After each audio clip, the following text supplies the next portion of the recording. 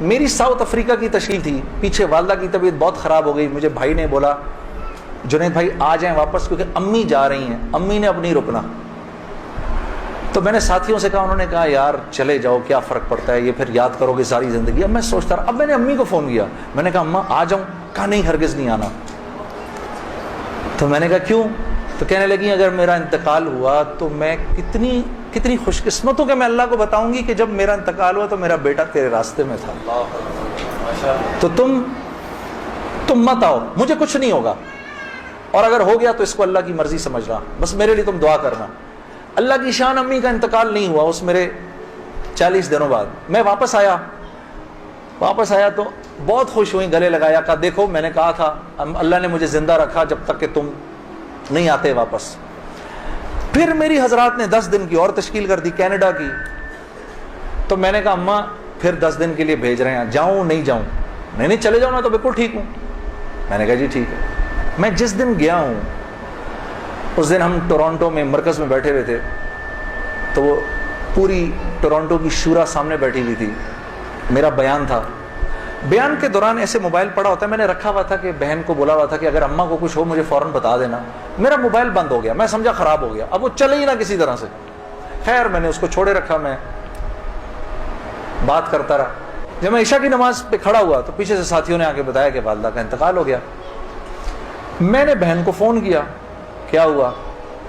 کہتی ہے کہ ابھی فجر کی ہم نے نمازیں پڑھی ہیں اور فجر سے تھوڑا سا پہلے انتقال ہوا ہے، اور 2-2:30 بجے اس امی نے بلایا میری بیوی کو، اور میری بیوی کو بلا کے بولا کہ بیٹا دیکھو میں نے تو ساری زندگی تمہیں بیٹی کی طرح رکھا، لیکن میں ساس ہوں، کمی بیشی ہو سکتی ہے، تو اگر کچھ ایسی ہوئی ہو تو مجھے معاف کر دینا۔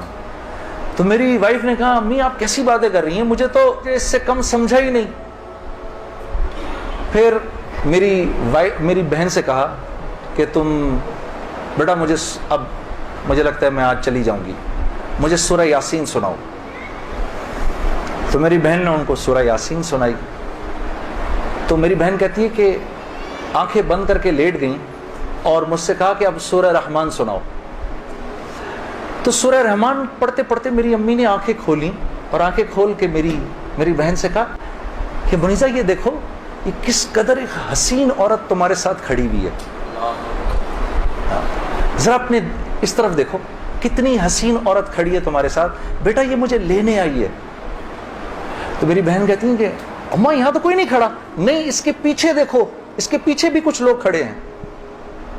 میری بہن کہتی ہے کہ میں نے کہا اماں تو چلیں پھر کلمہ پڑھیں، پھر آپ کے جانے کا وقت ہے۔ کہا اپنے ابا کو بلاؤ جلدی سے۔ تو میرے ابا آئے اور میرے ابا کو کہا کہ دیکھیں میں نے ساری زندگی آپ کی عزت کا خیال رکھا، میرے لیے بس وہ نمبر 1 چیز تھی، اس میں اگر کوئی کمی بیشی ہوئی ہو تو مجھے معاف کر دیجیے گا، میں اب جا رہی ہوں۔ کلمہ پڑھا اور آنکھیں بند کر لی، بس اس طرح گئیں وہ۔ کہ ہم دنیا میں ایک خوبصورت موت ہی تو کمانے آئے ہیں، ہاں، کہ جب ہم یہاں سے جائیں، میری اللہ سے دعا ہے یا اللہ اس مجمع میں جتنے مرد اور عورت بیٹھے ہیں جب اس دنیا سے جائیں تو یا اللہ وہ ان کی زندگی کا سب سے خوبصورت دن ہو۔